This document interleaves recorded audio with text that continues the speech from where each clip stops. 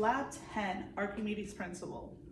This is a principle that most of us are really familiar with, whether we know it or not.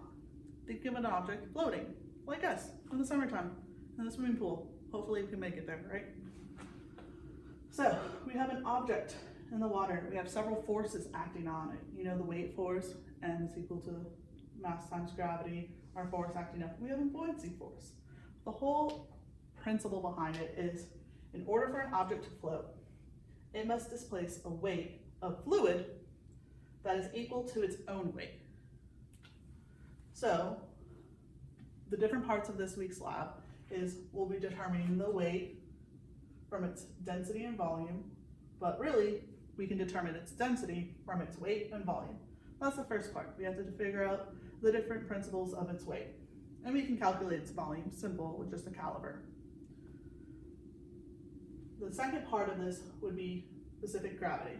What that is basically, we take the weight of an object in air, so we'll be suspending it in air from our triple beam balance, and we'll be dividing it by the loss of the water. Loss of water, once we submerge the object into our little displacement gizmos from like lab 1, where we had to drop the rock in and fluid drop out into our little cylinder, we'll be doing that again, but for this lab, for loss of water. And we'll be walking through all of that in a little bit.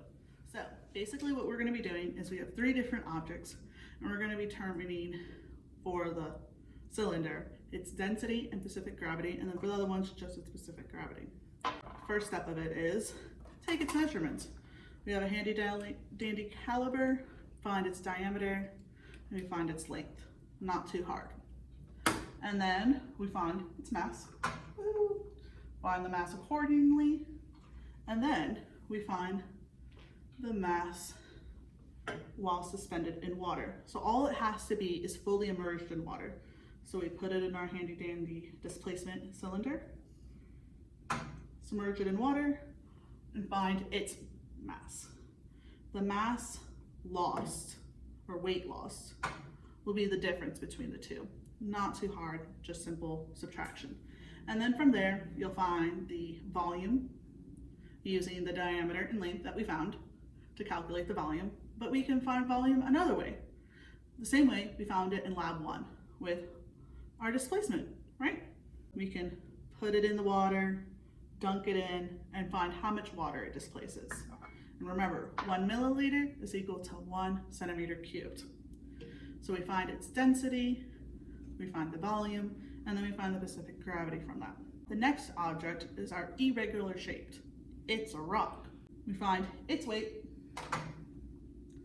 and then we put it in water on our string, fully submerge it in the water, and find its weight. This way, trying to do it to where it doesn't fall off the rope. That's how you do it. It's gonna fall off the rope, so I don't wanna lose it right now.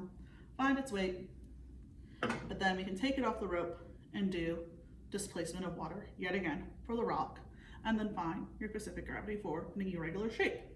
The last portion is doing something lighter than water. We find its mass. We find its mass with a sinker. Woohoo. And then we find its mass with a sinker and the cork both fully submerged in the water. Woohoo. And then from there, we do displacement of water again to find the volume, and then find the specific gravity yet again. It's pretty simple, pretty straightforward.